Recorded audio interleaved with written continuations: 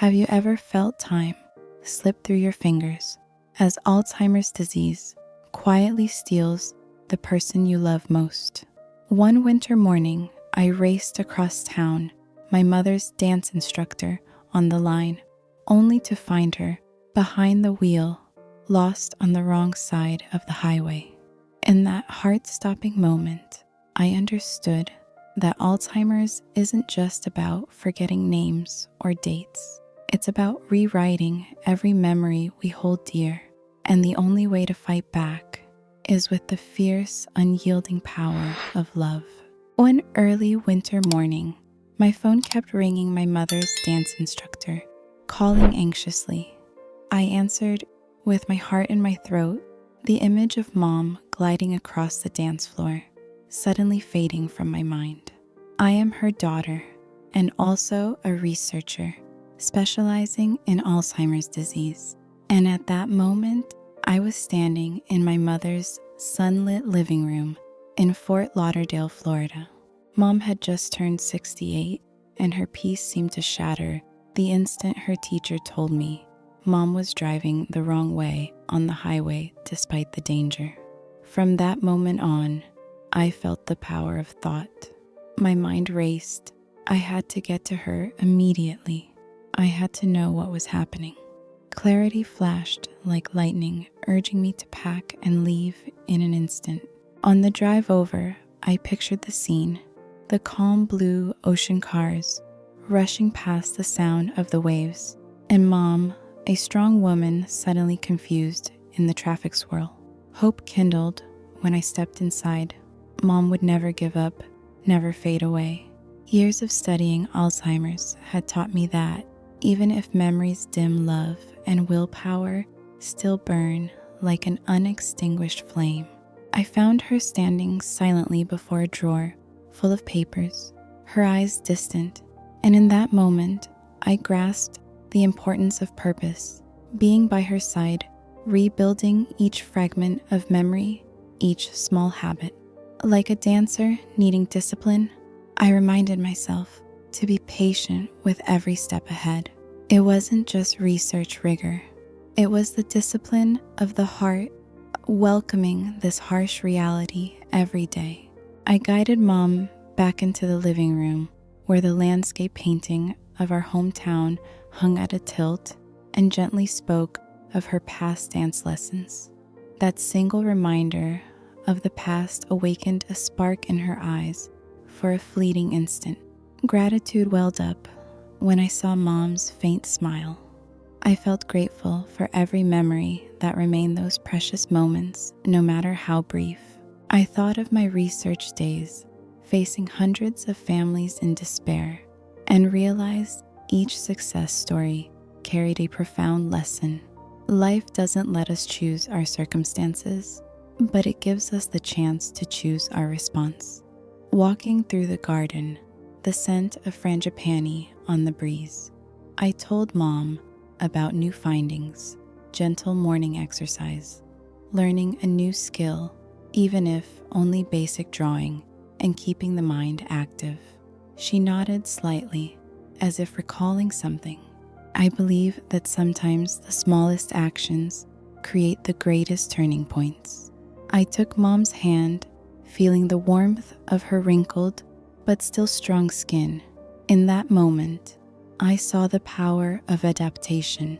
When a loved one shuffles between present and past, we don't halt their journey, but gently adjust our pace to walk alongside them. Though difficulties swirl around us, this flexibility keeps the journey unbroken. In the days that followed, Mom and I built routines every morning. She sat in her armchair, eyes closed, as she inhaled deeply, then opened them to gaze at the distant shore. The waves reminded her of youth and those lively cha-cha steps on the dance floor. I whispered, "Mom, do you remember those steps? They stand as proof of your strength." She smiled softly, her eyes sparkling with past light. Not every day was smooth. Some days she called my name in confusion, then wandered lost in her own home. I experienced helplessness as I watched her drift through memory gaps, but I did not give up. I learned resilience each time she lost her way. I gently guided her back, and so our story became proof of the power of action, not just research or scientific advice, but acts of love.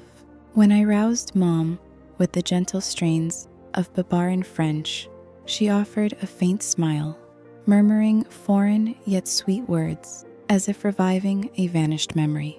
At night, I sat by her bedside, recording every expression, every smile, every tear, feeling the constant learning process. Alzheimer's teaches not only about loss, but also about cherishing ordinary moments. Each new day is a lesson in patience, in care, with every word and gesture. I remembered our times making a warm cup of tea together, Mom softly recounting distant memories, while I listened in silence. It wasn't a perfect merging of memories, but a connection of two hearts, one whose pages were fading, yet still finding a melody in life's rhythm. The deeper I went on this journey, the more I believed that empathy, respect, and non-judgment are the common language of lost souls. Every Alzheimer's story is an unwritten book's final chapter, and we are the ones to write on. When love leads, we can create new memories, even as the old ones fade away. As dusk settled, I sat by the window, watching Mother's blurred silhouette through the curtain. I realized that in the world of Alzheimer's, there are no perfect miracles, only the miracle of unconditional love. We cannot turn back time, but we can make the present moment deeply meaningful. That I understood is true power, an undying source of hope for both the living and the ones slipping away from memory. The first warning sign came when Mom, once a vivacious dancer, drove the wrong way on the highway, an act impossible to ignore, like a drumbeat shattering the dawn. When I rushed to her house, sweat still damp on my brow, I opened her desk drawer to find stacks of unopened bills and crumpled letters. Checks were written for the wrong amounts. Reminders to pay the electric bill had gone unanswered. An inner conflict surged. Why hadn't I noticed sooner? Why had I dismissed it as just her adorable, scatterbrained nature? In that moment, my whole mindset shifted. Previously, I'd viewed Mom through a researcher's lens, analyzing every symptom, every timeline. Now I realize that no amount of dry data could replace the instinct of a daughter standing on the edge of fear. I had to believe that love was powerful enough to be the engine for her care, to turn every act of caregiving into a balm for her heart.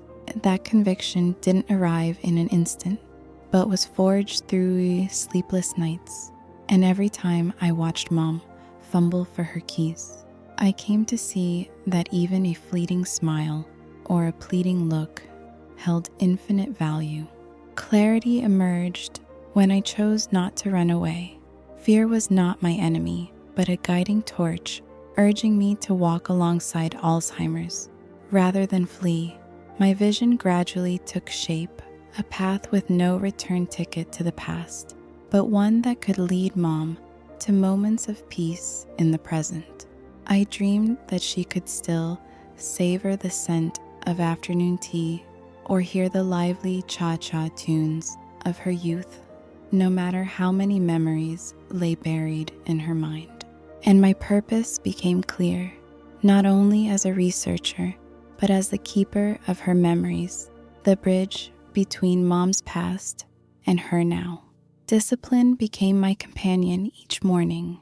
I reminded Mom to write small tasks in a notebook, even if it was simply drink water or walk around the garden. This discipline wasn't imposed, but built on love and respect. The smallest gesture, a hug, a check-in, became its own kind of magic, reminding Mom she was not alone on this journey. Gratitude then sprouted within me. Gratitude for still being called your daughter when Mom mistook me for an old friend, for every second she could still hold my hand, for the tears that words cannot express. When I thanked her, I was really thanking life for granting me the chance to be her guardian in her old age. Adaptation would not let us stand still before hardship. Alzheimer's continually rewrites the rules. Today, Mom is well. Tomorrow, she may forget my name. I learned to adjust my care methods. Sometimes we talked, other times we sat in silence, flipping through old photo albums, or I played her springtime songs, even if her singing was broken. Each adjustment testified to the heart's capacity to adapt. Mom's resilience became my greatest lesson. She still managed a brave smile as night fell, even though her eyes no longer shone as they once did. I watched her lean on a soft pillow, hands trembling around her well-worn copy of Babar, and I realized that resilience isn't about never falling, but about knowing how to rise again, no matter how slowly. This journey taught me more than medical knowledge. It taught me to listen to the faintest sounds of the heart, to the whispers of a fading past.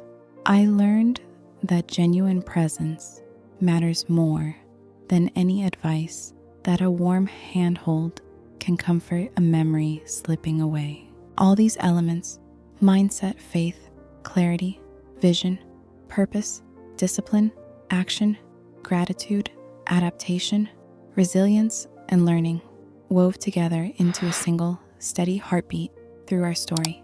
They interlaced, creating a voiceover of intense emotion that never falters.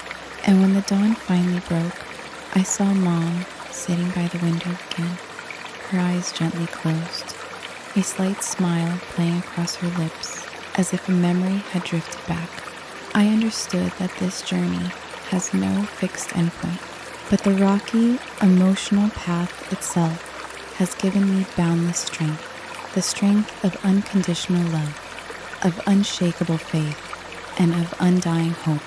This is not just a story about Alzheimer's, it's a declaration of human courage in the face of impermanence, a call to live fully each moment, for while memories may fade, love endures. When night was fully quiet, I returned inside. I blew out the small lamp on the table, yet I no longer feared the dark, for now I knew darkness cannot extinguish the light of the sacred, and the simple, undying love we nurtured together will forever guide me through all the days to come. And then a strong conviction ignited. Even if Alzheimer's steals names and memories, it cannot steal love or the yearning to connect.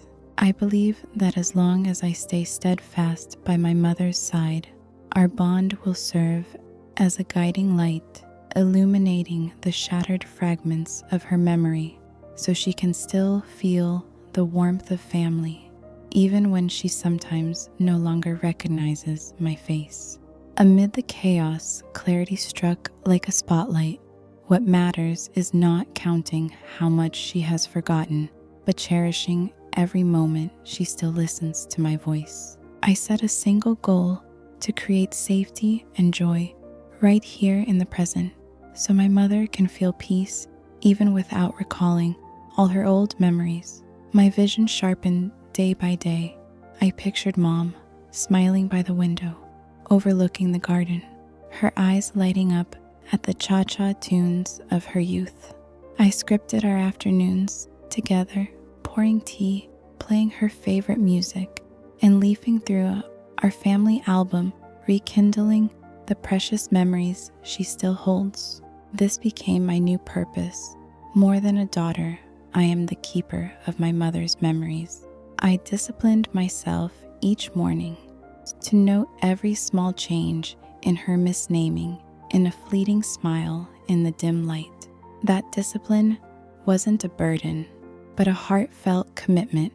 Every act of care, born of genuine love. And then action followed, action. I read Babar aloud to her in a steady, gentle voice.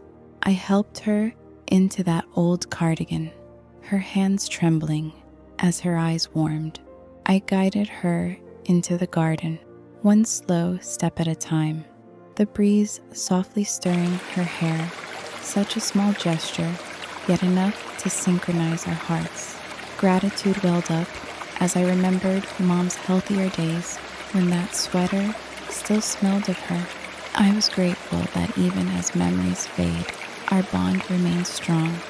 Grateful that every time she squeezed my hand, mistaking me for an old friend, she was placing her trust in me, not to leave her side.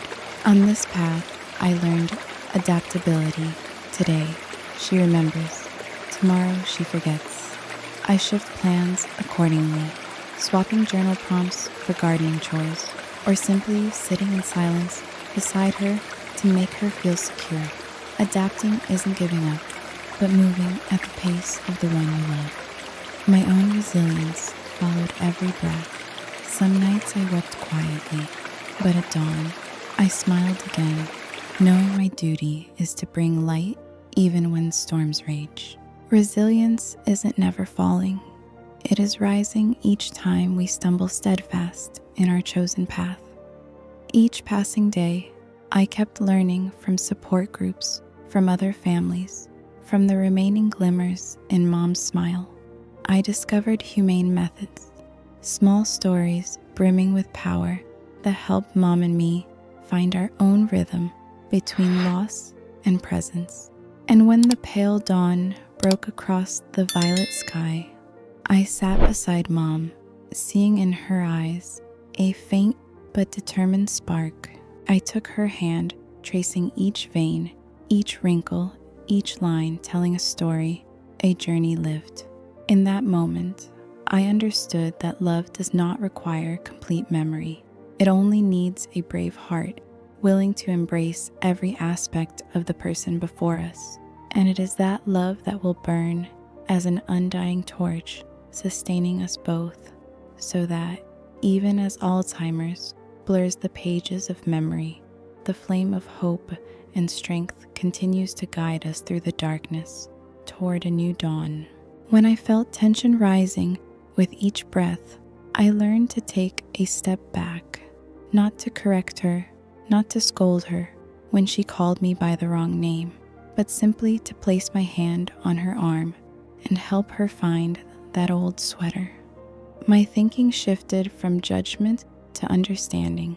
I no longer expected her to remember every detail, but focused on creating safety for her in each moment. I came to trust that love and patience are the language she understands best. Clarity came naturally. Confusion is not a barrier, but a doorway to deeper connection. I look at Mom with hopeful eyes instead of disappointment each time she smiles vaguely. My vision no longer revolves around research data, but the image of her quietly holding Babar and listening to my French voice read again. My purpose became clear, not only to be her daughter or an Alzheimer's researcher, but to be her memory's companion. I disciplined myself each day to read her that old book, even just a single chapter, before sleep. That simple act became an invisible thread tying two worlds together, hers and mine. Gratitude surged inside me when I saw her pause listening. That moment taught me that even when Alzheimer's steals memory, it cannot steal the depth of a loving heart. I'm thankful for every memory she still holds, thankful for every second she nods when I recount the story of Babar in his green jacket, a childhood spark of joy.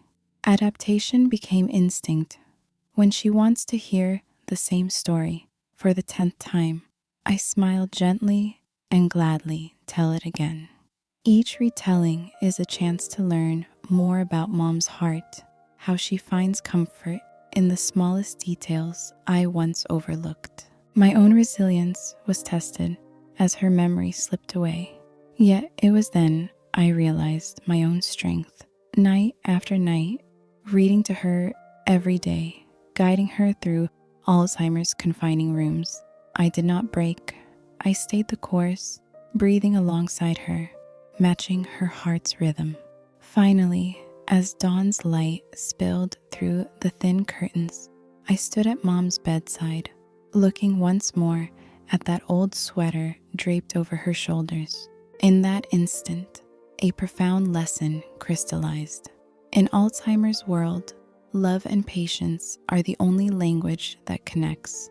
Disease may take memory, but it cannot take the feelings within our hearts. Treasure every moment with loved ones, even if it's an old book, a faded sweater, or a hesitant yet warm glance. Hold fast to compassion and caregiving, for love itself will kindle hope, giving us strength to walk together through the darkness into a dawn unnamed but full of love.